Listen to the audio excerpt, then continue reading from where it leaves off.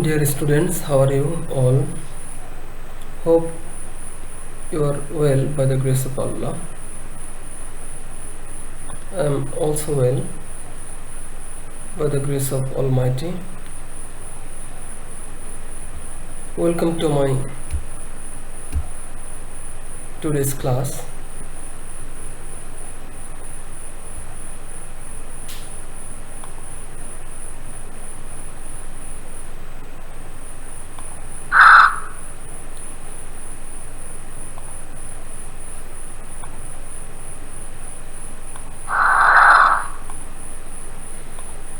This is me, Muhammad Rabiul Islam, lecturer, Bakshiganj Government Qiyamutullah College, Bakshiganj, Jamalpur. Today's class has been designed for the students of class 11 and 12.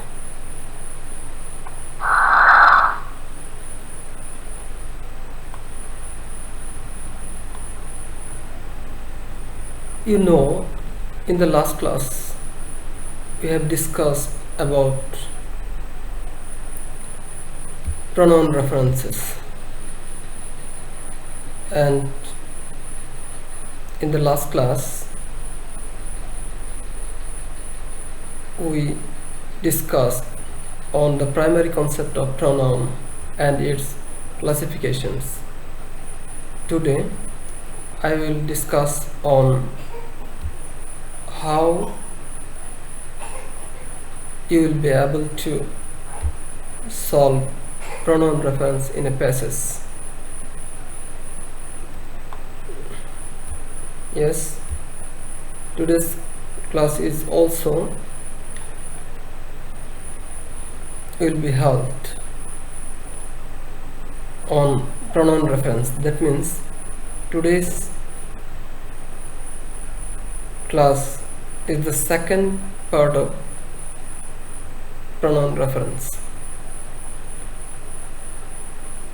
So let us start our today's class.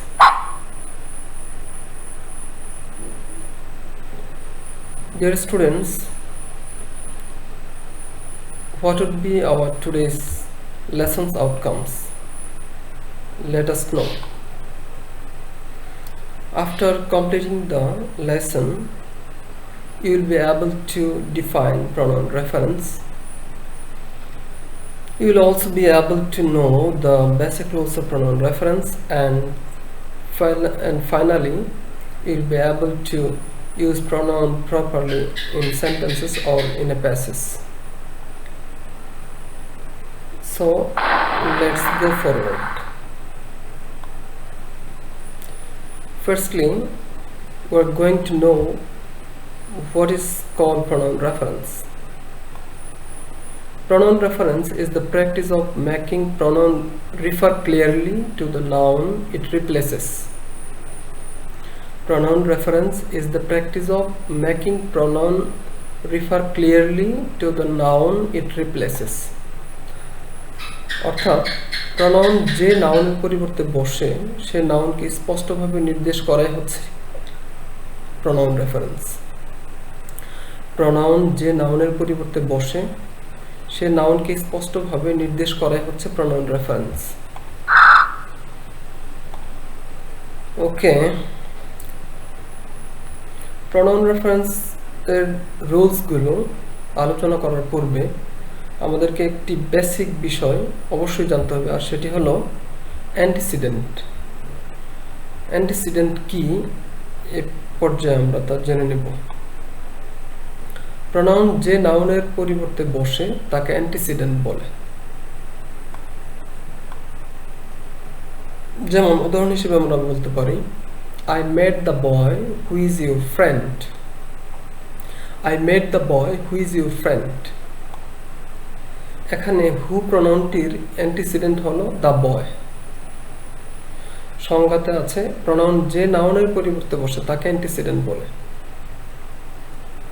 অর্থাৎ হু প্রনাউনটি এখানে the boy নাউনের পরিবর্তে বসেছে, এই জন্য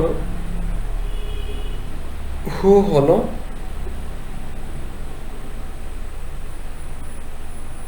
এই হু প্রনাউনটি এর antecedent হলো দ্য বয়। প্রনাউন রেফারেন্স বোঝার জন্য অ্যান্টিসিডেন্ট জানা খুবই জরুরি।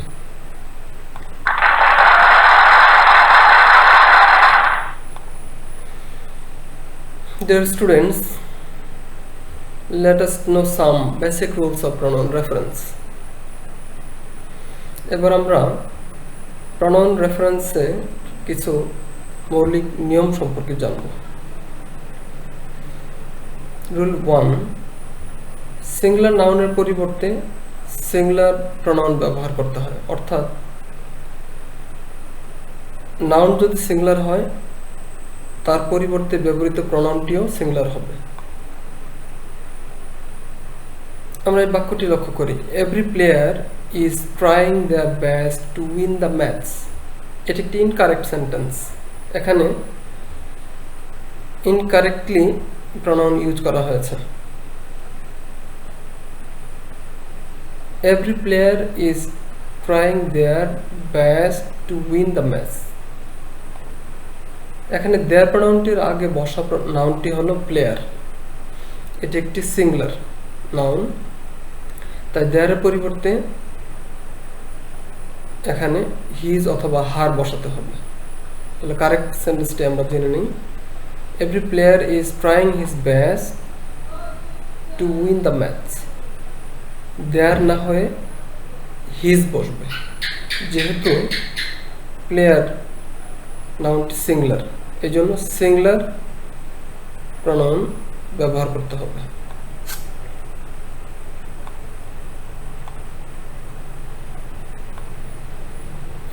রুল 2, দুটি সিঙ্গুলার নাউন যদি এন্ড দ্বারা যুক্ত থাকে তখন তাদের পরিবর্তে প্লুরাল প্রনাউন ব্যবহার করতে হবে। আমরা একটি সেন্টেন্স দেখে নিই। Zaman and Kiran are very serious about his studies. খুব সহজেই তোমরা এই ভুলটি ধরতে পারবে।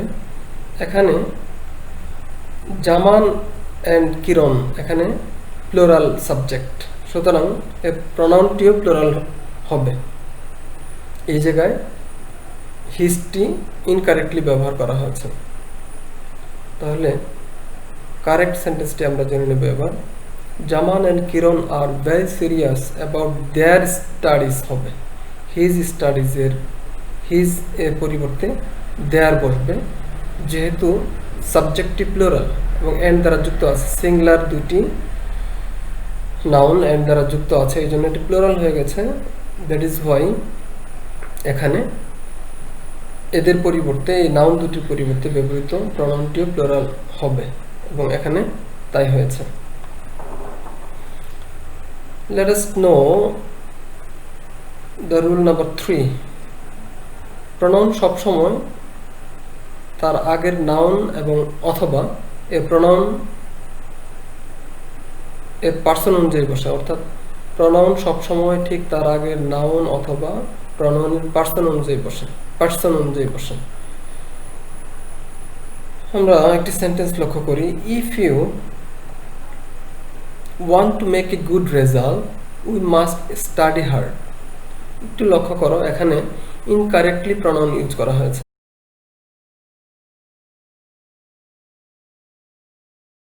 কারেক্ট সেন্টেন্সটি হবে if you want to make a good result you must study hard। You অর্থাৎ এখানে সেকেন্ড পারসন আছে, সুতরাং পরবর্তীতে ওই সেকেন্ড পারসনকে নির্দেশ করা বোঝাচ্ছে এবং সেক্ষেত্রে সেকেন্ড পারসনই হবে, যদিও ইনকারেক্টলি উপরের সেন্টেন্সে ফার্স্ট পারসন উই ব্যবহার করা হয়েছিল। এভাবে পার্সনের বিষয়টিও লক্ষ্য করতে হবে।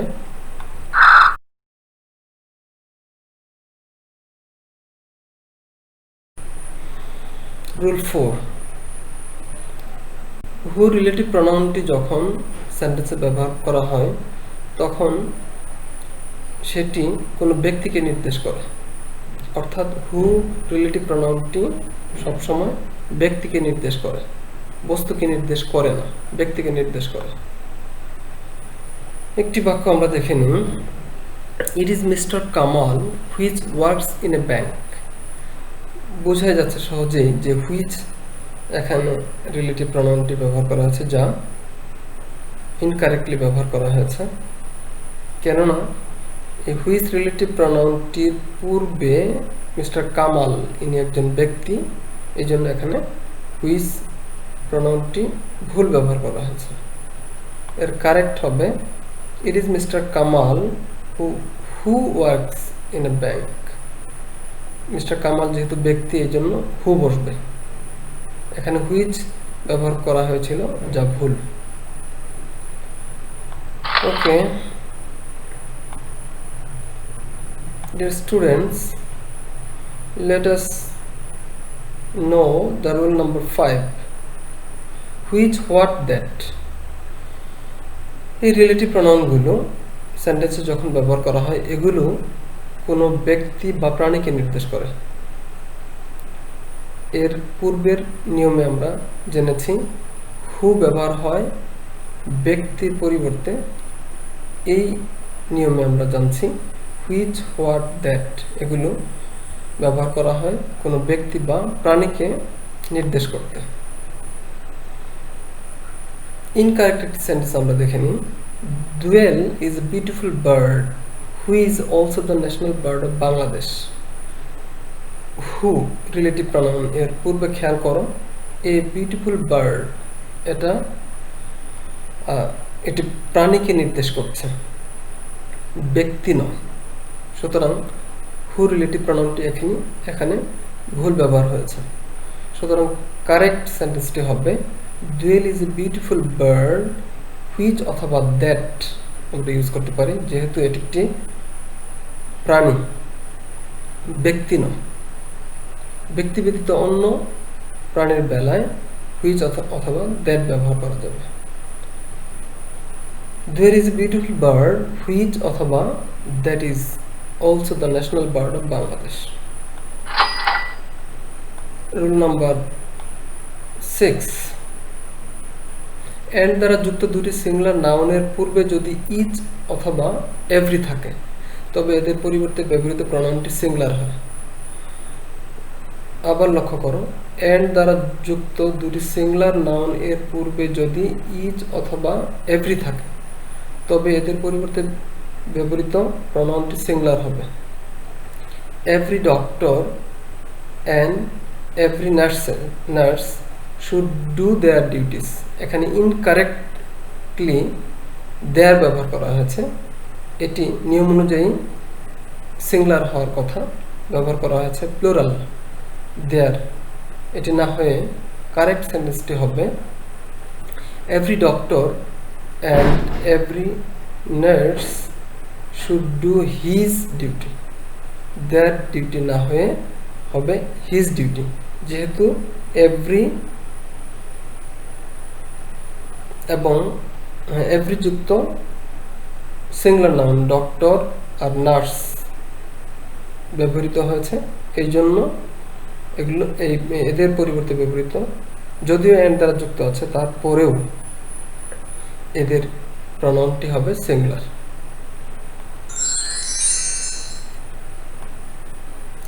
রুল নাম্বার 7, দুটি সিঙ্গুলার নাউন যদি আইদার অর অথবা নাইদার নর কিংবা অর দ্বারা যুক্ত থাকে, তবে এদের পরিবর্তে ব্যবহৃত প্রনাউনটি সিঙ্গুলার হয়।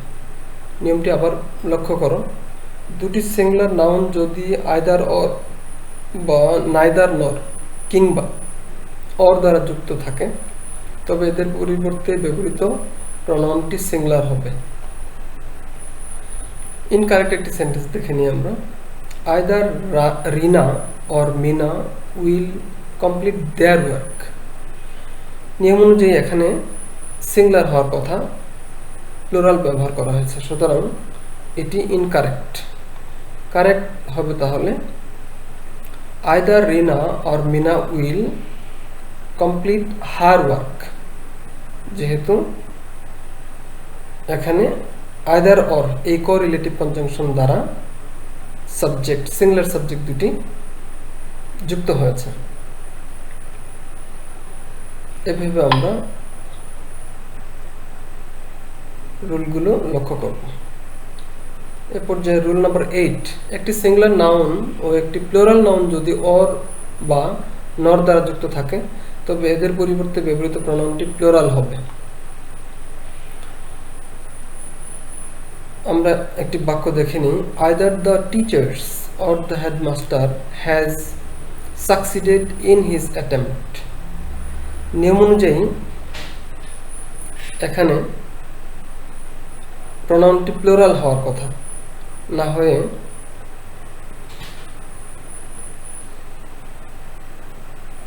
সিঙ্গুলার ইউজ হয়েছে হিজ। সুতরাং বাক্যটি কারেক্ট করলে পাওয়া যাচ্ছে either the teachers or the headmaster have হবে। এখানে থার্ড পারসন সিঙ্গুলার নাম্বার মনে করা হয়েছিল, এই জন্য হ্যাজ ইউজ করা হয়েছে, এটাও wrong. Have succeeded in their attempt, his অ্যাটেম্পটের জায়গায় দেয়ার অ্যাটেম্পট হবে। রুল নাম্বার 9, প্রনাউন ইউজ করার ক্ষেত্রে পার্সন একটি খুবই গুরুত্বপূর্ণ বিষয় এবং পার্সনের ভুল ব্যবহার অনেক থাকে প্যাসেজের মধ্যে। এই জন্য পার্সন ব্যবহারের ক্ষেত্রে খুবই সাবধানতা অবলম্বন করতে হবে। ফার্স্ট পার্সন, রুল নাম্বার 9 খেয়াল করি। ফার্স্ট পার্সন, সেকেন্ড পার্সন এবং থার্ড পার্সন একই সেন্টেন্সে যদি ব্যবহার হয় সেক্ষেত্রে প্রনাউনগুলো লেখার ক্ষেত্রে সাধারণত 231 অর্থাৎ 231 নিয়মটি লক্ষ্য রাখবে। খুব মজার একটি নিয়ম। 231 বলতে বোঝানো হচ্ছে প্রথমে সেকেন্ড পার্সন, 2 সেকেন্ড পার্সনকে বোঝাচ্ছে, 3 থার্ড পার্সনকে বোঝাচ্ছে এবং 1 ফার্স্ট পার্সনকে বোঝাচ্ছে। এভাবে প্রথমে সেকেন্ড পার্সন, তারপর থার্ড পার্সন এবং শেষে ফার্স্ট পার্সন বসবে। এটি সাধারণ নিয়ম। আমরা একটি ইনকারেক্ট সেন্টেন্স দেখে নিই।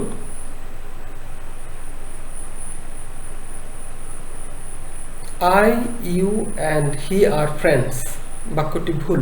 নিয়ম অনুযায়ী হওয়ার কথা প্রথমে সেকেন্ড পার্সন, কিন্তু এই বাক্যে ইনকারেক্ট সেন্টেন্সটিতে বাক্যে প্রথমে ব্যবহার হয়েছে ফার্স্ট পার্সন, তারপর সেকেন্ড পার্সন, তারপর থার্ড পার্সন। সুতরাং এখানে পার্সনের সিকোয়েন্স ঠিক নেই। কারেক্টলি আমরা যদি লিখি তাহলে হবে you, he and I are friends. নিয়ম অনুযায়ী 231, you second person, 3 third person he কে রিফার করবে। একইভাবে এখানে 1 ফার্স্ট পার্সনকে রিফার করবে। Second person, third person, first person, এই সিকোয়েন্স মেনটেন করে বাক্যটিতে আমরা যদি পার্সন ইউজ করি সেক্ষেত্রে হবে you, he and I are friends. খুব মজার একটি নিয়ম আমরা শিখলাম।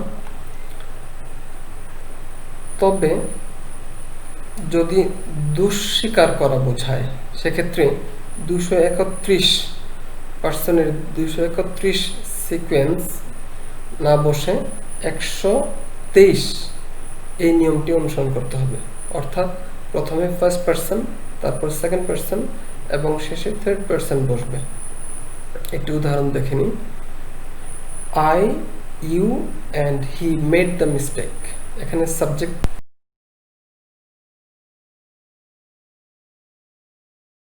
যা বলছিলাম দুঃস্বীকার বোঝাতে, এখানে এই সেন্টেন্সটিতে দেখো I, you and he made the mistake. এখানে আমি, তুমি এবং সে ভুলটি করেছি। এখানে দুঃস্বীকার বোঝাচ্ছে। এই জন্য এই বাক্যটি 231 নিয়ম, এটি সাধারণ নিয়ম, কিন্তু এর ব্যতিক্রম হিসেবে যদি দুঃস্বীকার বোঝায় এ ধরনের বাক্যের ক্ষেত্রে 123 নিয়মটি ফলো করতে হবে। অর্থাৎ প্রথমে ফার্স্ট পার্সন আই, তারপর সেকেন্ড পার্সন ইউ এবং শেষে থার্ড পার্সন হি বসেছে এই সেন্টেন্সে।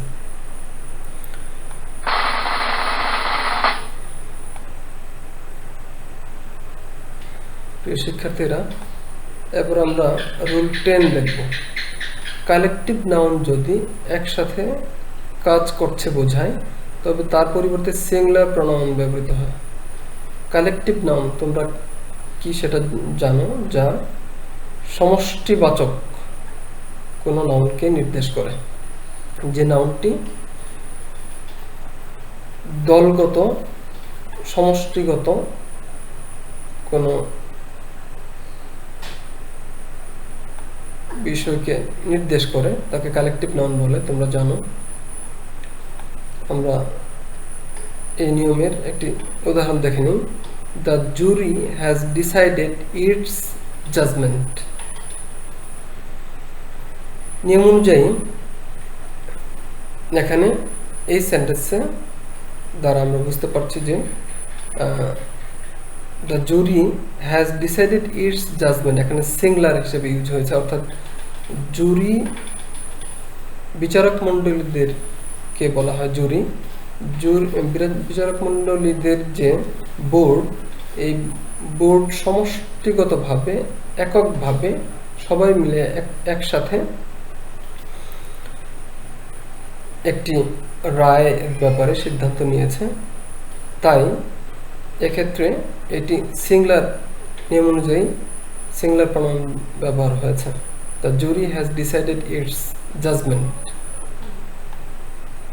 কিন্তু কালেকটিভ নাউন যদি একত্রে কাজ করছে না বা তাদের মধ্যে বিভক্তি বা বিভাজন লক্ষ্য করা বোঝায়, সেক্ষেত্রে অবশ্যই প্লুরাল প্রোনাউন ব্যবহার করতে হবে।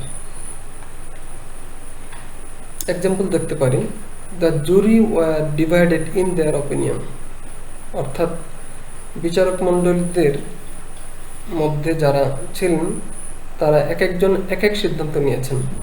এই জন্য সেখানে বিভাজ্যতা বোঝাচ্ছে, একক সত্তা না বুঝিয়ে, একক ইউনিট না বুঝিয়ে ভিন্ন ভিন্নভাবে বোঝাচ্ছে বিধায় তখন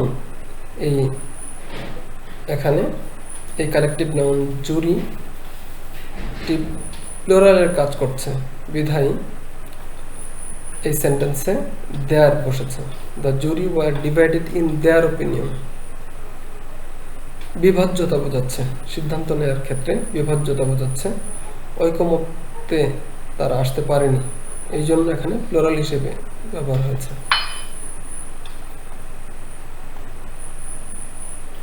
রুল নাম্বার 11, প্রিপোজিশনের পরে প্রোনাউনের অবজেক্টিভ ফর্ম বসে। খুব মজার ব্যাপার, আমরা একটি ইনকারেক্ট সেন্টেন্স দেখে নিই। প্লিজ কাম টু মাইন্ড, এখানে নিয়ম অনুযায়ী প্রিপোজিশন টু এর পরে অবজেক্টিভ ফর্ম বসার কথা, এখানে অবজেক্টিভ ফর্ম না বসেছে এমফ্যাটিক ফর্ম, প্রোনাউনের এমফ্যাটিক ফর্ম বসেছে মাইন্ড। সুতরাং কারেক্ট সেন্টেন্সটি হবে please come to me. Me হলো আয়ের অবজেক্টিভ ফর্ম, আর মাইন হলো এমফ্যাটিক ফর্ম, যা আমরা গত ক্লাসে আলোচনা করেছিলাম।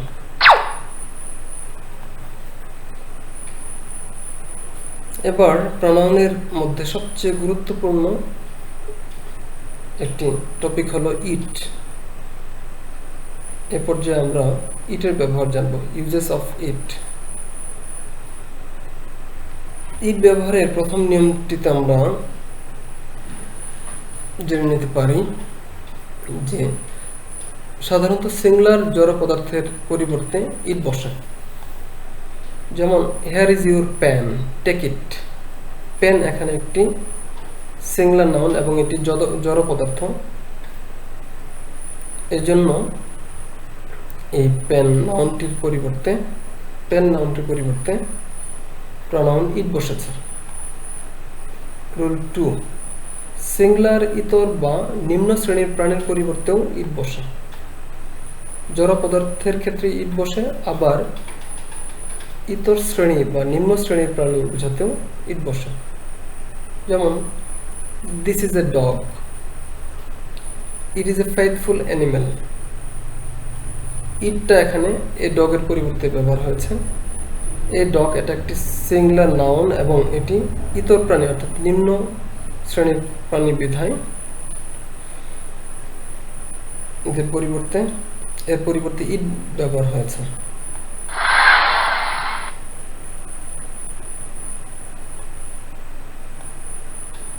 রুল 3-তে যাব। ইট ব্যবহারের তৃতীয় নিয়মটি যদি আমরা লক্ষ্য করি, সেখানে দেখব যে ছোট শিশুর পরিবর্তে ইট বসে। ছোট শিশুকে যদি আমরা নির্দেশ করি সেন্টেন্সে, সেক্ষেত্রে আমরা ইট ব্যবহার করতে পারি। যেমন I have a child, it is fine. I have a child, এই চাইল্ডের পরিবর্তে প্রনাউন ইট ব্যবহার করা হয়েছে। রুল 4, পূর্বে উল্লেখিত কোনো বিবৃতির পরিবর্তে ইট ব্যবহার করা যায়। যেমন Kabir Hussain told a story and he knew it well. এই ইট প্রনাউনটি ব্যবহার হয়েছে এ স্টোরি এর পরিবর্তে। এটি একটি গল্প বা বিবৃতি, এদের পরিবর্তেও প্রনাউন হিসেবে ইট ব্যবহার করা যায়।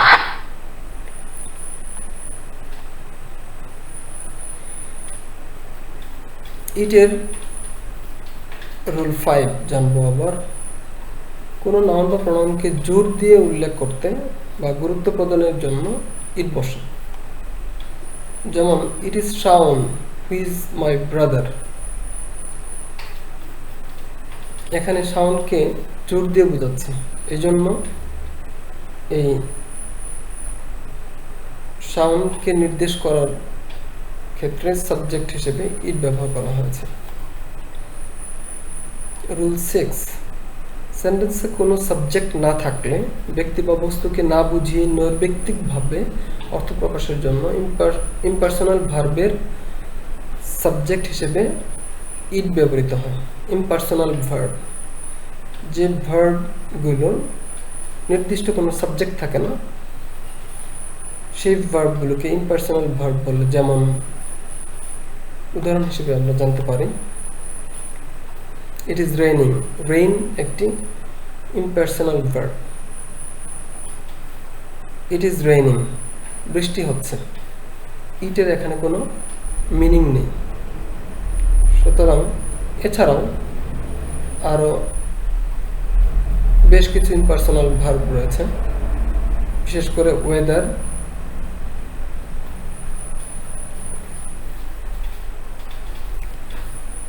নির্দেশ করে এমন ভার্বগুলো, যেমন dew, it dues,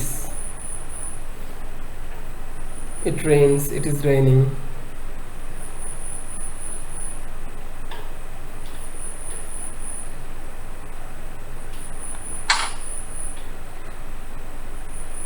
impersonal verb. Rule 7, verb to be এর পরে রিয়েল সাবজেক্ট থাকলে এর পূর্বে ইন্ট্রোডাক্টরি সাবজেক্ট হিসেবে ইট ব্যবহৃত হয়। ইন্ট্রোডাক্টরি সাবজেক্ট,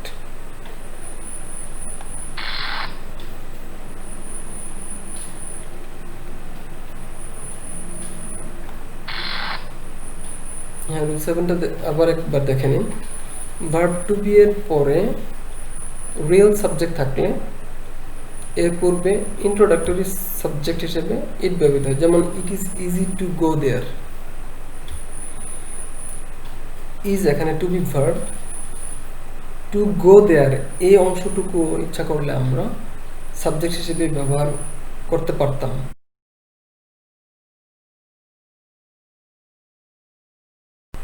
এই জন্য টু গো দেয়ার এটাকে রিয়েল সাবজেক্ট বলা হচ্ছে, এবং এর পূর্বে ইন্ট্রোডাক্টরি সাবজেক্ট হিসেবে ইট ব্যবহৃত হয়, এবং তাই হয়েছে it. It is easy to go there. এই সেন্টেন্সটিকে ইচ্ছা করলে আমরা অন্যভাবেও উল্লেখ করতে পারি। যেমন বলা যেতে পারে to go there is easy, অর্থাৎ টু গো দেয়ার তখন সাবজেক্টে কাজ করছে, এই জন্য এই অংশটিকে রিয়েল সাবজেক্ট বলা হচ্ছে। এভাবে ইন্ট্রোডাক্টরি সাবজেক্ট হিসেবে আমরা ইট ব্যবহার করতে পারি। ইউজেস অফ উই সম্পর্কে এবার আমরা জানব। উইয়ের প্রথম রুলটিতে আমরা জানব অনেকের পক্ষ হয়ে একজন প্রতিনিধি রূপে কথা বলতে উই ব্যবহার হয়। এক্ষেত্রে এই ধরনের উইকে রিপ্রেজেন্টেটিভ উই বলে। যেমন উই গ্রিট আওয়ার লিডার, আমরা আমাদের নেতাকে অভিনন্দন জানাই। অর্থাৎ কোনো দল হতে পারে, কোনো গোত্র হতে পারে, তাদের লিডার, ওই গোত্রের যত লোক আছে তাদের প্রতিনিধি হিসেবে উই এখানে ব্যবহার হয়েছে।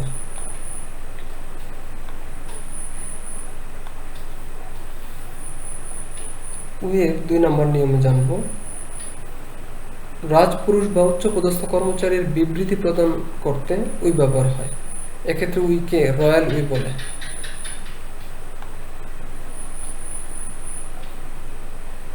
যেমন we will not tolerate any kind of anarchy in the country. অর্থাৎ এখানে সরকারের পক্ষ থেকে উচ্চপদস্থ কোনো কর্মকর্তা এই ধরনের সেন্টেন্স উল্লেখ করে সরকারের আদেশ নির্দেশ জারি করতে পারবে। We will not tolerate any kind of anarchy in the country.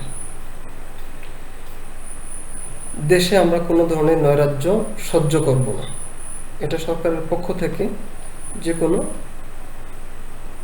রাজ কর্মচারী বা সরকারের উচ্চপদস্থ কোনো কর্মকর্তা বলতে পারে সরকারের পক্ষ থেকে, এবং এ ধরনের উইকে রয়্যাল উই বলে।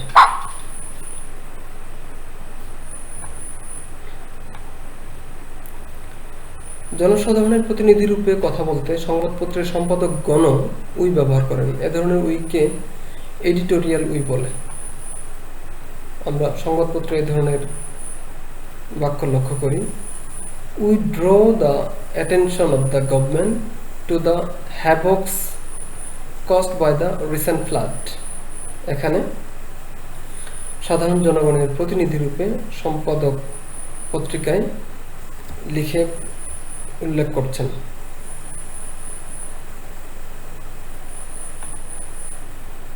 রুল 4, সমগ্র মানবজাতি বুঝাতে উই ব্যবহার করা যায় এবং এ ধরনের উইকে জেনারেল উই বলে, এবং এই ধরনের উই বেশি ব্যবহার হয়। বিশেষ করে প্যারাগ্রাফ যখন তোমরা শেখো, শেষের দিকে এই ধরনের উইয়ের ব্যবহার লক্ষ্য করা যায়। যেমন উল্লেখ থাকে, we should come forward to solve the problem, etcetera.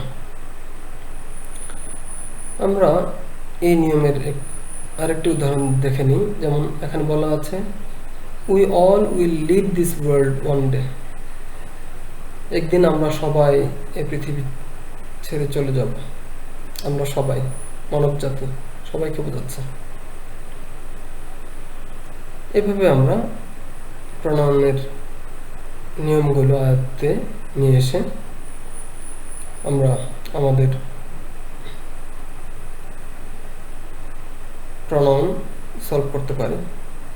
প্রিয় শিক্ষার্থীরা, তোমাদের জ্ঞাতার্থে জানাচ্ছি, প্রণয়ন রেফারেন্স বোঝার জন্য পুরো প্যাসেজটি অর্থ সহকারে ভালো মতো বুঝতে হবে। তারপর যেখানে যেখানে প্রণয়ন এবং নাউন আছে সেখানে থেমে ওই নাউন এবং প্রণয়নগুলোকে লক্ষ্য করবে, এবং গত ক্লাস এবং আজকের এই ক্লাসে ভিডিওতে যে নিয়মগুলো তোমরা জানলে, এই নিয়মগুলো যদি অ্যাপ্লাই করো তাহলে খুব সহজেই প্রনাউন রেফারেন্সের যে সমস্যাগুলো আছে সেগুলো সঠিকভাবে তোমরা সমাধান করতে পারবে। এই আশাবাদ ব্যক্ত করছি। আজকের মতো বিদায়।